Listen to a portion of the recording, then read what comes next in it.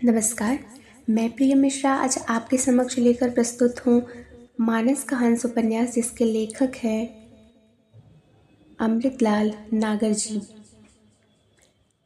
23 मार्च सन 1972 में दिन गुरुवार रामनवमी के दिन रात्रि 9:34 पर पूर्ण एवं 1972 में प्रकाशित एक जीवनी परक उपन्यास है। यह महाकवि तुलसीदास जी के जीवन पर आधारित है। तुलसीदास जी का उनकी समकालीन परिस्थितियों के परिप्रेक्ष्य में एक क्रांतिकारी एवं प्रगतिशील व्यक्तित्व के रूप में इसमें चित्रण किया गया है। हिंदी साहित्य भाग 2 में मानस का हंस उपन्यास को आस्था की कथा और भक्ति धारा के प्रवाह की कथा कहकर संबोधित किया गया है। यह उपन्यास 31 परिच्छेदों में विभक्त है। तो आइए आरंभ करते हैं इसका घटनाक्रम, इसकी कथा सार। प्रथम परिच्छेद में है। यह उपन्यास जो कि गोस्वामी तुलसीदास जी के जीवन पर आधारित है। जन्म तिथि के अनुसार तुलसीदास जी का मध्यकाल में तुलसीदास जी अवतरित हुए थे। वे अकबर के समकालीन थे, यानी जिस समय अकबर का जो समय था वही समय तुलसीदास जी का भी था। इसी तथ्य को ध्यान में रखते हुए उपन्यासकार श्री अमृतलाल नागर जी ने मुगलों के आतंक वर्णन से उपन्यास का प्रारंभ किया गया है, यानी कि स्थिति और देशकाल के वातावरण का चित्रण किया गया है इस उपन्यास में, और इसी उपन्यास का आरंभ इसी चित्रण के साथ होता है। चित्रण किया गया कि विशाल जंगल है जो कि जल रहा है और पेड़ों के झुरमुट के पीछे से लगभग 125 बहादुर सिपाही उत्तर दिशा में जल रहे उस जंगल की ओर देख रहे हैं। उत्तर दिशा, उत्तरस्य हिमालयस्य। कहीं दूर से लड़ाई की और लड़ने वालों के कान के पर्दे फाड़ने की आवाज़ें आ रही हैं। किस लोगों के चीखने और चिल्लाने की आवाज़ें आ रही हैं। हजारों मनुष्यों के चीख पुकार वातावरण की पीड़ा को अभिव्यक्त कर रही है। बहादुर सिपाहियों के चेहरे पर निराशा, क्षोभ और उत्साह के भाव आ और जा रहे हैं। गांव में स्थित देवी के स्थान पर कुछ बूढ़ी स्त्रियां हैं जो बहुत धीमे धीमे स्वर में आपस में फुसफुसाकर बातचीत कर रही हैं। तो इसी बीच क्या होता है कि हुसैनी जुलाहा रहता है। धौकल सिंह की गद्दारी, गढ़ी के टूटने और राजा साहब के मारे जाने का समाचार आकर वहाँ पे देता है। तो इन्हीं स्त्रियों की आपसी बातचीत से ही पाठक वर्ग को पता चलता है कि आत्मा राम नाम के एक पंडित हैं। उन आत्मा राम को बच्चा होने, उनकी पत्नी को बच्चा होने वाला है, और यदि यह विषम परिस्थिति उत्पन्न न हुई होती तो वे भी अब तक यमुना पार कर इस स्थान से पलायन कर गई होती। वो बूढ़ी औरतें केवल बच्चा हो रहा है इसलिए रुकी हुई हैं साथ देने के लिए। यह चर्चा मुगल आतंक के कारण हो रहे पलायन की ओर संकेत करती है कि किस प्रकार से आतंक के कारण भयभीत होकर लोग उस समय अपनी जन्मभूमि, जन्म प्रदेश को छोड़कर लोग विवश हो जाते थे कहीं और पलायन करने के लिए। हुसैनी के पुत्र हुआ है। वह आत्माराम ज्योतिषी के पास अपने पुत्र का भाग्य जानने की जिज्ञासा से जाता है। आत्माराम बताते हैं कि हुसैनी का पुत्र जो है वो अत्यंत ही भाग्यवान होगा। इसी समय दासी आकर आत्माराम को पुत्र जन्म का समाचार देती है। आत्माराम पंचांग में जब देखते हैं कि पुत्र का जन्म कैसे हुआ, नक्षत्र इत्यादि का विचार करते हैं तो बहुत ही दुखी हो जाते हैं, सोच में पड़ जाते हैं, क्योंकि बच्चा जो है वो अभुक्त मूल नक्षत्र में हुआ रहता है और ऐसा बालक माता पिता के लिए काल के समान होता है। आज भी देखिए कि जब मूल नक्षत्र में बच्चे पैदा हो जाते हैं, जिसको आम भाषा में, लोक की भाषा में मूर कहते हैं, तो उसमें कुछ दिनों तक ये होता है कि पिता की परछाई बच्चे के ऊपर नहीं पड़नी चाहिए, और फिर काफ़ी पूजा पाठ इत्यादि कर दिया जाता है, तब जाके पहली बार पिता उसको अपनी गोद में लेते हैं। जब महिलाएं ये सुनती हैं कि जो बच्चा पैदा हुआ है वो अभुक्त मूल नक्षत्र में है, तो महिलाएं भी बहुत उदास हो जाती हैं, और महिलाएं इन सबको ज़्यादा मानती हैं, तो यही कारण होता है कि सबसे ज़्यादा परेशान महिलाएं ही हो जाती हैं। इसी समय सुकरू अहिर की आत्मा द्वारा मुगल सिपाहियों के राजकुमारी को पकड़कर ले जाने और रानी साहिबा द्वारा कुएं में कूदकर प्राण दे देने का समाचार मिलता है। महल की लूट का माल और राजकुमारी को लेकर सिपाही अपने सरदार के पास उसके तंबू में पहुंचते हैं। सरदार बेड़ियों का नाच देखने में मगन है। उस समय का ये भी है कि कितने जो बड़े लोग होते थे, सरदार होते थे, वो सब कितने ज़्यादा रसिक प्रवृत्ति के थे, इसका भी चित्रण यहाँ किया गया है। राजकुमारी को सरदार के सामने उपस्थित किया जाता है। राजकुमारी के संकोचपूर्ण व्यवहार को देखकर सरदार झल्ला उठता है और 2 बीड़ियों को राजकुमारी की लातों से खातिर करने का आदेश देता है। स्थिति ये हो जाती है कि राजा को पदच्युत कर दिया जाता है, रानी कुएं में कूदकर आत्महत्या कर लेती है और राजकुमारी को बंदी बना लिया जाता है। 3 बेर खाती थी जो 3 बेर खाती है, नगन जड़ाती थी जो नगन जड़ाती है। यही याद आ जाता है यहाँ कि कभी जो महलों की रानी थी, महलों की दासियाँ उनकी सेवा करती थी, आज वही एक सरदार आदेश दे रहा है दासियों को कि जाकर उनको पैरों से खातिरदारी करो। आदेश पाते ही 2 बेड़ियाँ राजकुमारी पर टूट पड़ती हैं। उधर गांव में राजकुमारी के अपमान की खबर की आग लग जाती है, मतलब आग की तरह फैल जाती है, दावानल की तरह फैल जाती है खबर, और गांव के लोग राजकुमारी को मुक्त करने की तैयारी में जुट जाते हैं। पहले के ज़माने में ये होता था कि गांव की अगर कोई बेटी है, एक घर की बेटी है, तो वो पूरे गांव की बेटी मानी जाती थी। एक घर का दामाद है, वो पूरे गांव का दामाद माना जाता था, और बहू है तो वो पूरे गांव की बहू होती थी। तो यही कारण है कि गांव के लोग जो रहते हैं वो राजकुमारी को मुक्त कराने की तैयारी में लग जाते हैं। गांव में बघावे की गूंज के बीच आत्माराम की पत्नी हुलसी के निधन का समाचार मिलता है। यानी कि बालक के जन्म लेते ही उनकी माता का देहांत हो जाता है। इसीलिए गोस्वामी जी लिखते हैं ना कि माता पिता जग जाए त्यज्यो, विदेहु न लिखो कुछ भाल भलाई। यानी कि माता ने उन्हें त्यज दिया, फिर आगे चल के पिता भी उनका त्याग कर देते हैं। अब आत्माराम के मन में और संदेह हो जाता है कि उन्होंने जो मूल नक्षत्र को लेकर कल्पनाएं की थी, वो तो तत्कालिक प्रक्रिया स्वरूप तुरंत ही वो हमें सूचना मिल गई, उसका अशुभ प्रभाव ज्ञात हो गया। आत्माराम बहुत व्यथित हो जाते हैं। पुत्र जन्म के अशुभ संकेत को समझकर तथा अन्य अशुभ घटनाएं न हो, फिर अपने दासी मुनिया को अपनी पत्नी की अर्थी उठने से पहले ही नवजात शिशु को कहीं बाहर फेंक देने का आदेश देते हैं। दासी रहती मुनिया उसको आदेश देते हैं, लेकिन आत्माराम का आदेश पाकर मुनिया तो शिशु को लेकर चली जाती है, लेकिन वो अपनी सास को दे देती है, बचा लेती है। पंडित आत्माराम मुनिया को शिशु के लालन पालन के लिए चांदी के 5 सिक्के देते हैं। कहीं कहीं ये भी आता है कि इसमें तो ये दिखा रहा है कि आत्माराम को पता है, तभी उसके लालन पालन के लिए चांदी के सिक्के दे रहे हैं। लेकिन कहीं कहीं ये भी आता है कि आत्माराम जब मुनिया को दे देते हैं कि ले जाओ, इसको प्रवाहित कर दो या फिर इसकी हत्या कर दो, तो आत्माराम को खुद नहीं पता रहता। आत्माराम को ये लगता है कि बालक मर चुका है। दूसरा परिच्छेद है, इसमें बालक राम बोला के 4-5 वर्ष के होने के समय से प्रारंभ होता है, जबकि वह कंधे पर धोती लटकाए आंधी पानी के बीच भिक्षा मांगकर जैसे तैसे अपनी झोपड़ी में पहुंचता है। वह देखता है कि भीषण आंधी और बरसात से उसकी झोपड़ी गिर गई है और उसकी पार्वती अम्मा उसके नीचे दबकर पड़ी हुई कराह रही हैं। वह बालक किसी प्रकार अपनी अम्मा को बाहर निकालता है। बालक राम बोला भूखी नंगी अवस्था में पार्वती अम्मा के साथ रहता था और द्वार द्वार भीख मांगकर अपने जीवन का निर्वाह करता था। सभी लोग उसे उपेक्षा और तिरस्कार की दृष्टि से देखते थे और कोई भी जब चाहे उसकी ठुकाई कर देता था।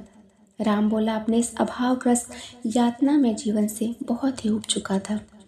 वह बार बार भीख मांगना छोड़कर कोई मेहनत मजदूरी का काम करने के विषय में सोचता था।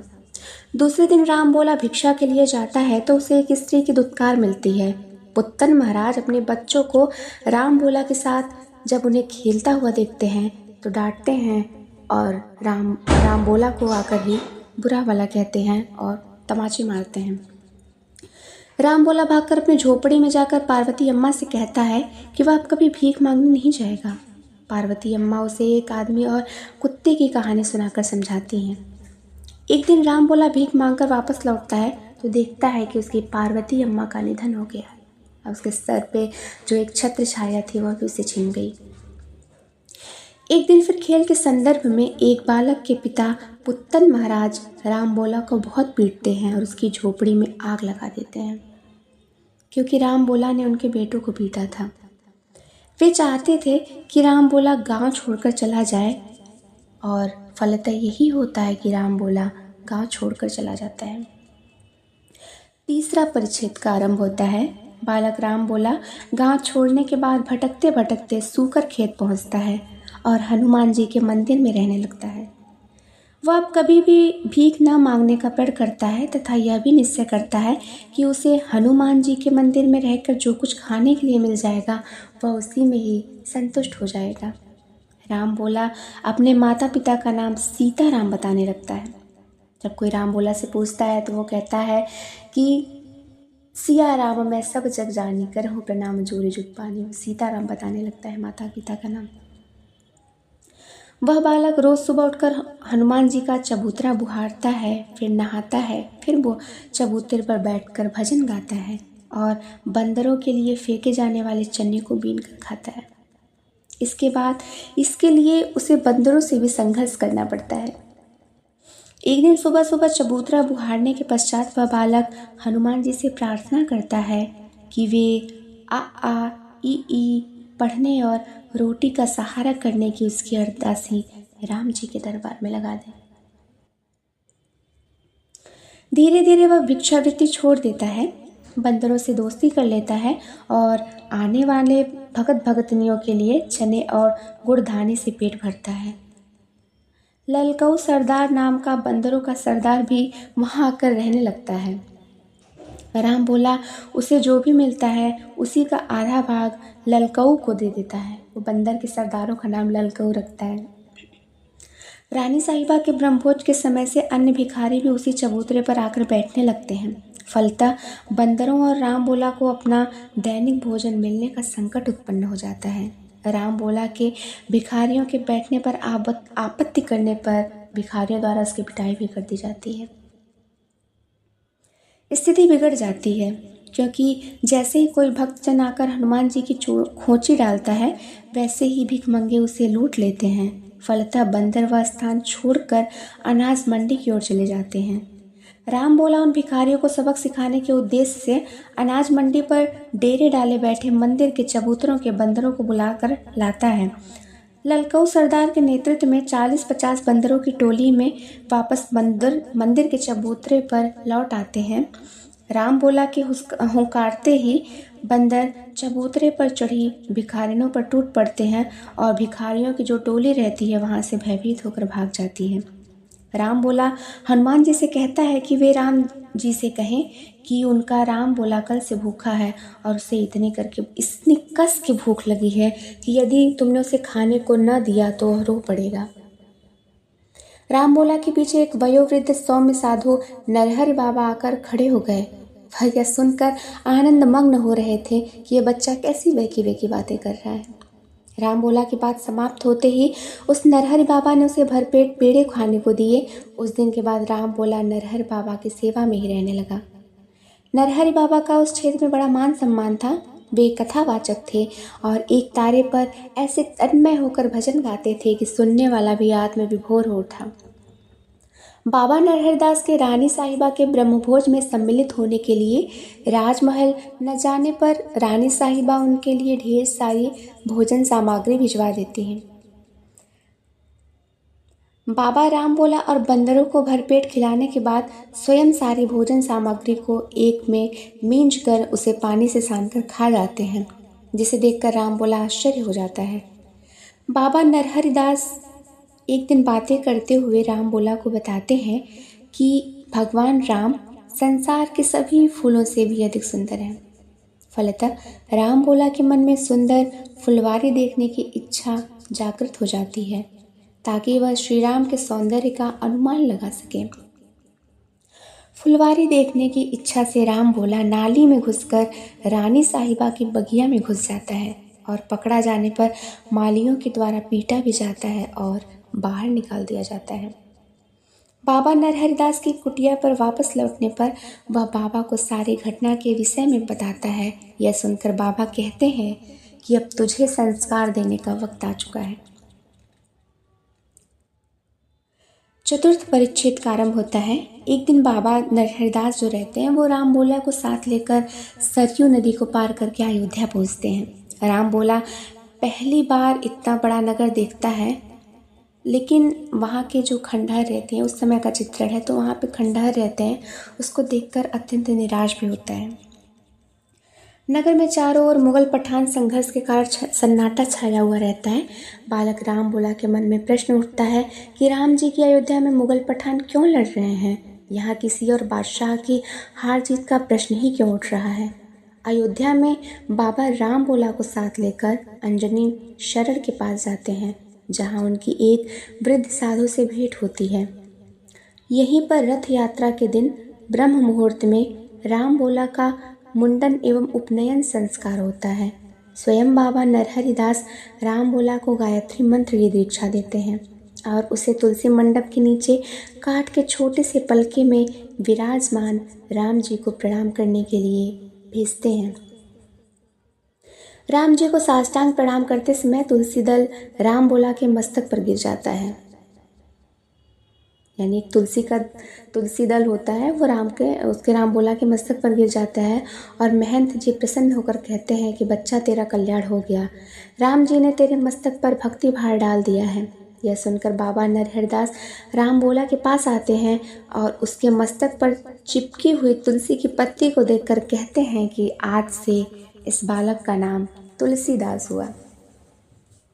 तो तुलसीदास नाम कैसे पड़ा, ये उपन्यास में यहाँ बताया गया है। तुलसीदास अक्षरारंभ करने के पश्चात ब्राह्मण बटुक बन जाते हैं और निष्ठापूर्वक अध्ययन प्रारंभ करते हैं। अयोध्या में सामान्य वातावरण हो जाने पर बाबा तुलसीदास को लेकर काशी के लिए प्रस्थान करते हैं। 5वां परिच्छेद का आरंभ होता है। तुलसीदास बाबा नरहरिदास के साथ काशी में शेष सनातन की पाठशाला में पहुंचकर वहां भृत्य अर्थात सेवक के रूप में कार्य करने लगते हैं ताकि वे विद्योपार्जन कर सकें। पुराने समय में आपने देखा होगा कि जब आश्रम व्यवस्था थी तो वहाँ जब विद्यार्थीगण शिक्षा लेने के लिए जाते थे तो वहाँ खुद के लिए ही वे लकड़ियाँ एकत्रित करते थे, खुद ही भोजन बनाते थे, लोगों को खिलाते थे, स्वयं भी खाते थे और साथ में विद्यार्जन भी करते थे। तो वो वही संस्कार यहाँ तुलसीदास को भी दिया गया है। उन्हें छत पर एक छोटी सी कोठरी रहने के लिए दे दी जाती है। बालक को सीढ़ियाँ चढ़ते समय एक दिन ऐसा प्रतीत होता है जैसे पीपल के वृक्ष पर ब्रह्म राक्षस बैठा हो, जो क्रमशः बड़ा होकर आकाश छू लेता है और फिर तिरोहित हो जाता है। आज भी जब आप तुलसी घाट आएंगे बनारस में, तो बनारस के तुलसी घाट में यहाँ पीपल का वृक्ष अभी भी मौजूद है और कहा जाता है कि ये तुलसीदास के समय से ही पीपल का वृक्ष मौजूद है। हो सकता है अमृतलाल नागर जी ने कल्पना की हो, मुझे लगता है कि उन्होंने ये बात किंवदंतियाँ भी हो सकती हैं, परंतु मुझे जहाँ तक एक वहाँ जाकर जब मुझे काशी में तुलसी घाट पर जाकर जब मैंने वो पीपल वृक्ष देखा, फिर आसपास की सारी चीज़ें देखी, तो मुझे ऐसा प्रतीत हुआ कि कभी हो सकता है नागर जी यहाँ आए हों और उस चीज़ को देखे हों, तो वो कल्पना प्रभृत भी इनकी ये चीज़ें हो सकती हैं। तो आज भी आप पीपल का वृक्ष यहाँ देख सकते हैं तुलसी घाट पे। बालक का हृदय भय से काँप उठता है। वह हनुमान जी को याद कर कदम आगे बढ़ाता है और भयभीत हृदय से भूत पिशाच निकट नहीं आवे, महावीर जब नाम सुनावे, यह पंक्ति निकलती है। अगले दिन पाठशाला में राम भोला अपने मित्र गंगा राम से भूत प्रेत की बातें करता है और पीपल वाले वृक्ष के ब्रह्म राक्षस के विषय में बताता है। ब्रह्म राक्षस तो आप लोग को पता ही होगा कि जो पुराने मतलब ये मान्यता है हमारे पुराणों में कि जो जिसके पास बहुत ज़्यादा ज्ञान होता है, जो पंडित होता है, वो अपना ज्ञान सबको नहीं बांटता है, केवल अपने में ही रहता है लेकर, और वह मर जाता है तो ब्रह्म राक्षस बन जाता है। मुक्तिबोध जी की एक कविता पूरी इसी पर आधारित है, एक लंबी कविता है और पूरा इसी का चित्रण उसमें किया गया है। और फिर जब ब्रह्मराक्षस ही एक जो उनकी कहानी है मुक्तिबोध जी की, उसमें साफ साफ इस चीज़ के बारे में बताया गया है कि वो ब्राह्मण कैसे मर जाता है तो उसकी आत्मा भटकती रहती है और वो आत्मा तभी मुक्त हो पाती है जब एक बालक, दक्षिण का एक बालक रहता है। उस कहानी में ऐसा बताया गया है कि दक्षिण का एक बालक रहता है, वो विद्या आरंभ करने के लिए काशी आता है। तो वो उस ब्रह्मराक्षस से 8 दिन तक वो विद्या लेता है और 8 दिन के बाद जब ब्रह्मराक्षस वो सारी विद्या दे देता है, अपना ज्ञान उसे समर्पित कर देता है, तब जाके उसको मुक्ति मिलती है। तो ब्रह्मराक्षस का तात्पर्य यहाँ इस चीज़ से लिया गया है। अगले दिन पाठशाला में राम बोला अपने मित्र गंगाराम से भूत प्रेत की बातें करता है और पीपल वाले वृक्ष के ब्रह्मराक्षस के विषय में बताता है। पाठशाला का आंगन बुहारते बुहारते राम बोला, भूत पिशाच निकट नहीं आवे, महावीर जब नाम सुनावे, ना सह रोग हरै सब पीरा, जपत निरंतर हनुमत बीरा, संकट ते हनुमान छुड़ावे, मन क्रम वचन ध्यान जो लावे। पंक्तियों की रचना करता है। 2 विद्यार्थी उन पंक्तियों को सुनकर राम बोला को आशु कवि कहकर संबोधित करते हैं। आशु कवि मतलब जो तत्कालिक ही, तत्क्षण में ही कविता की रचना करता है। उसका मजाक उड़ाते हैं। तब गंगाराम बताते हैं कि वे भूत बाधा दूर करने का मंत्र बना रहे हैं। विद्यार्थी कहते हैं कि अभी पिछवाड़े के पीपल वाला भूत यदि इनके सामने आकर खड़ा हो जाए तो इनके वस्त्र बिगड़ जाएंगे, ये क्या मंत्र बनाएंगे। तुलसीदास को ताव आ जाता है और वे गुरु जी के चरण कमलों की सौगंध खाकर कहते हैं कि उन्होंने पीपल वाले भूत को देखा है। वह उनकी कोठरी की दीवार पर आकर बैठता है और हनुमान जी का नाम लेते ही भाग जाता है। एक विद्यार्थी उन्हें चुनौती देता है कि बटेश्वर प्रत्येक अमावस्या की रात को शमशान में एक कपाली से भूत विद्या सीखने जाता है।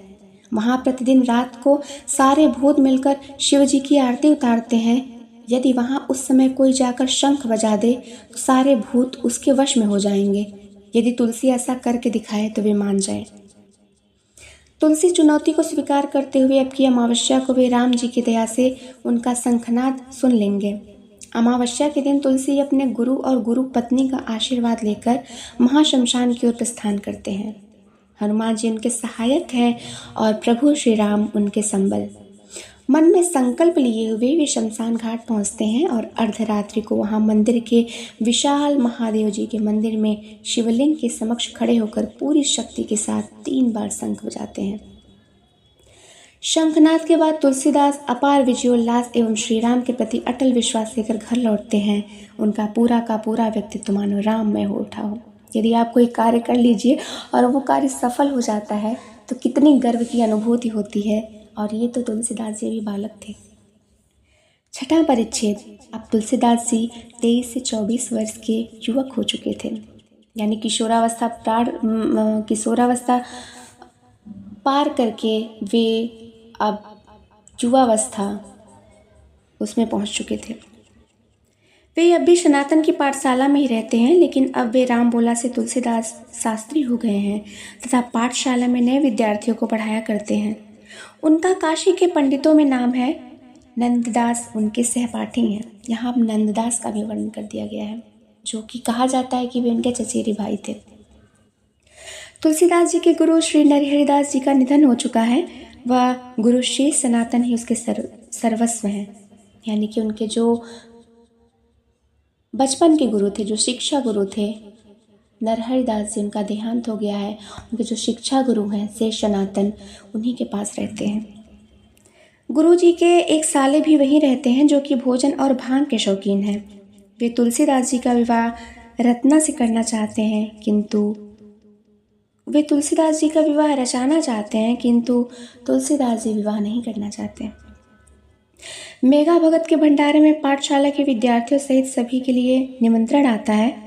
तुलसीदास जी मित्र गंगाराम के मुख से मेघा भगत के भक्ति भाव के विषय में सुनकर मेघा भगत के दर्शन के लिए उत्सुक होते हैं। साथ ही भक्ति भाव को लेकर उनके मन में स्पर्धा का भाव भी उत्पन्न होता है। तुलसीदास जी जब भंडार में पहुंचते हैं तब मेघा भगत को मूर्छा आ गई है। सभी उनकी मूर्छा को समाप्त करने के यत्न में जुटे हैं। मेघा भगत की मूर्छा टूटती है और तुलसी उनके राममय व्यक्तित्व को मुग्ध भाव से देखते रह जाते हैं। ये यहाँ पे वर्णन किया गया, जिसे कहा जाता था ना कि चैतन्य स्वामी जो है वो कृष्ण भक्ति के पदों का माधुर्य जब उनको सुनते थे तो वे भक्ति भाव में मूर्छा हो जाते थे। यहाँ मेधा भगत भी हैं, ये जब राम जी का वर्णन बहुत ज़्यादा करने लगते हैं, फिर बहुत ज़्यादा सुन लेते हैं तो इनको भी मूर्छा आ जाती है।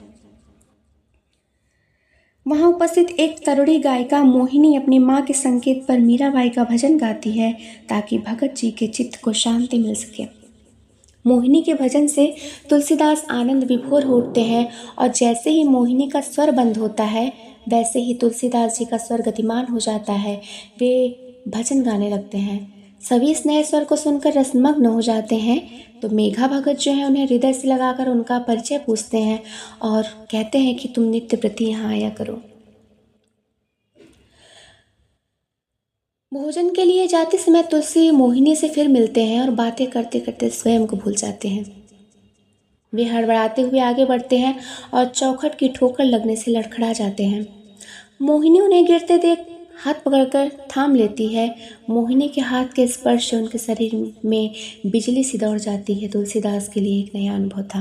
नया अनुभव तो रहेगा ही, क्योंकि अभी तक तो विद्या अर्जन करने में ही लगे हुए थे और पहली बार किसी तरुणी से इस प्रकार से जब उनका स्पर्श होता है तो उनके पूरे रोम रोम पुलकित हो जाता है, क्योंकि ये प्राकृतिक देन है। 7वां परिच्छेद का आरंभ होता है कि अब तुलसीदास जी की आंखों में हर पल मोहिनी का चेहरा घूमने लगता है।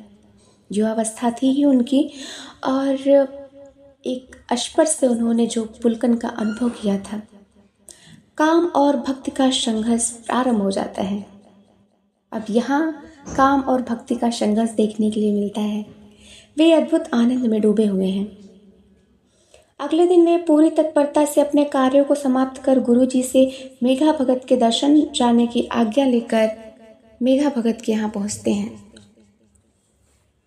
मेघा भगत से उनका प्रेम सभी लोग जानते हैं और मेघा भगत भी उनका प्रेम से स्वागत करते हैं। वहीं उनकी मोहिनी से बातचीत होती है। दोनों एक दूसरे के गायन की प्रशंसा करते हैं। तुलसीदास जी संत रैदास का भजन गाते हैं, मोहिनी बाई भी गाती है। सर्वत्र तुलसीदास जी के गायन की धूम मच जाती है।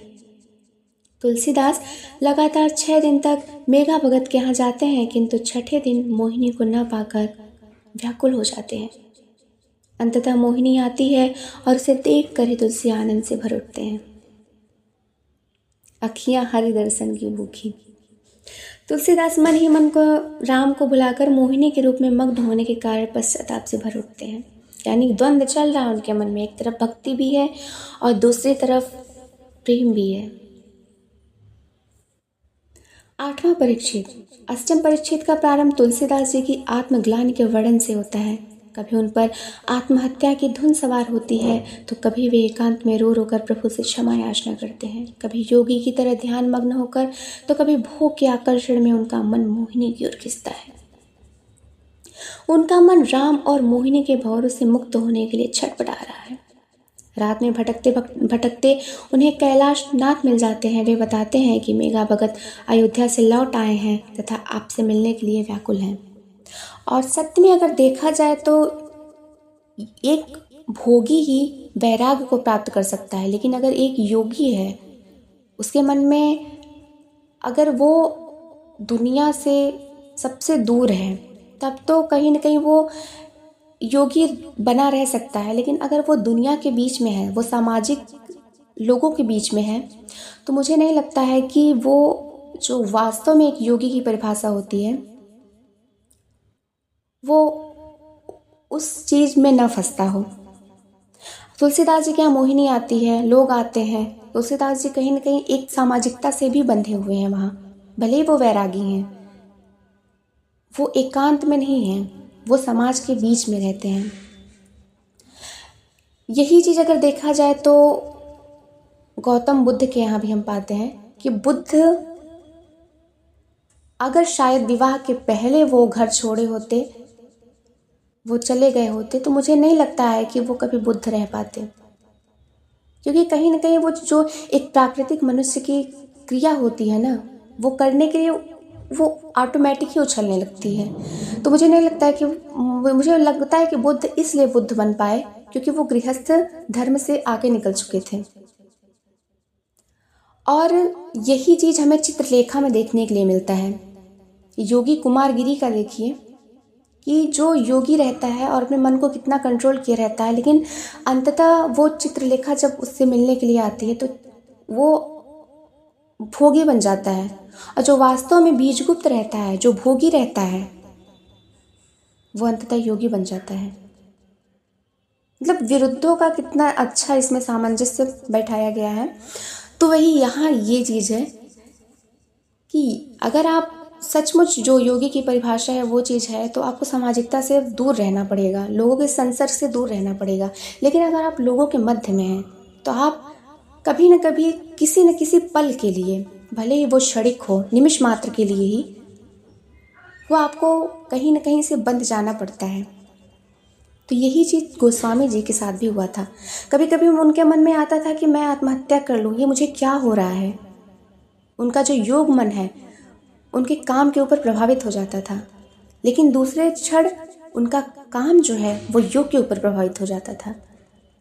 वो मोहिनी के आकर्षण में जितना फंसते जा रहे थे उतना भक्ति से दूर होते जा रहे थे, लेकिन जब भक्ति के में फंसते जा रहे थे तब उन्हें ग्लानि का अनुभव होता था, तब वो मोहिनी से दूर होना चाहते थे। तो यही राम और काम का द्वंद्व यहाँ पे प्रस्तुत किया गया है। इस उपन्यास के जो मुख्य है परिधि वो यही है। बाकी तो उपन्यास के अगल बगल सब घूमते हैं सारी चीज़ें। उनका मन राम और मोहिनी के भंवर से मुक्त होने के लिए बहुत छटपटा रहा है। रात में भटकते भटकते उन्हें कैलाशनाथ मिल जाते हैं। वे बताते हैं कि मेधा भगत अयोध्या से वापस लौट आए हैं तथा आपसे मिलने के लिए बड़े ही व्यग्र हैं। तुलसीदास कैलाश कवि के साथ मेघा भगत के यहाँ जाते हैं। मेघानाथ आ मेरे स्वरूप कहकर उन्हें हृदय से लगाकर उनका स्वागत करते हैं। दोनों राम प्रेम की चर्चा करते हैं। तुलसी का मन राम में डूबने लगता है। कैलाशनाथ के आग्रह पर तुलसीदास मीरा का एक भजन गाते हैं। उनका मन पवित्र हो जाता है। वे नित्य प्रति मेघा भगत के यहाँ आने जाने लगते हैं। इसी समय गुरु पत्नी तुलसी के विवाह की चर्चा आरंभ कर देती है। तुलसीदास गुरु की आज्ञा से मेघा भगत के साथ तीर्थाटन के लिए चले जाते हैं। इसी बीच गुरु जी के सारे तुलसी के विवाह के बाद कई जगह करीब करीब पक्की कर लेते हैं, पर तुलसी इनकार कर देते हैं। इससे वे नाराज हो जाते हैं। नवा परिच्छेद का आरंभ होता है कि मेघा भगत और कैलाश कवि के साथ तीर्थयाटन करते हुए तुलसीदास जी का मन कुछ शांत हो जाता है। वही मैंने कहा कि उस चीज़ से आपको दूर जाना पड़ेगा। अगर आप उस चीज़ों के आसपास हैं, परिधि में घूमते रहते हैं, तो निश्चित ही आपको फंसना पड़ेगा। मेघा भगत और कैलाश दिल्ली से वापस बनारस लौट जाते हैं, किंतु तुलसीदास मथुरा और ब्रजमंडल में ही भटकते रहते हैं। वे कुछ समय अपने पुराने मित्र और गुरु भाई नंददास के साथ सोरों में बिताते हैं। उसके बाद नौका से प्रयाग और फिर विक्रमपुर अर्थात अपनी जन्मभूमि चले जाते हैं। तुलसीदास जी वहाँ गंगा के किनारे राजा भगत से भेंट होती है और राजा भगत उन्हें आग्रहपूर्व अपने साथ ले जाते हैं। बातचीत के दौरान तुलसी को विक्रमपुर के उजड़ने की बात पता लगती है। राजा भगत कहते हैं कि वे चाहते हैं कि विक्रमपुर किसी भी प्रकार दोबारा बस जाए। तुलसी उन्हें विक्रमपुर के पुनः बसने का आश्वासन देकर कहते हैं कि विक्रमपुर का नाम अब राजापुर रखा जाएगा। राजा भगत तुलसी के लिए वहीं यमुना अब राजा भगत के नाम पे ये रखने के लिए यहाँ बात हो रही है। राजा भगत तुलसी के लिए वहीं यमुना तट पर एक कुटिया बनाने का प्रस्ताव रखते हैं, क्योंकि वहीं स्थान यह था जहाँ चित्रकूट जाते समय श्री राम ने नाव से उतरकर सीता जी और लक्ष्मण जी के साथ विश्राम किया था। फलतः कुटिया बनकर तैयार हो जाती है और रामायण के प्रचार की व्यवस्था की जाती है। काशी से व्यास जी पधारते हैं।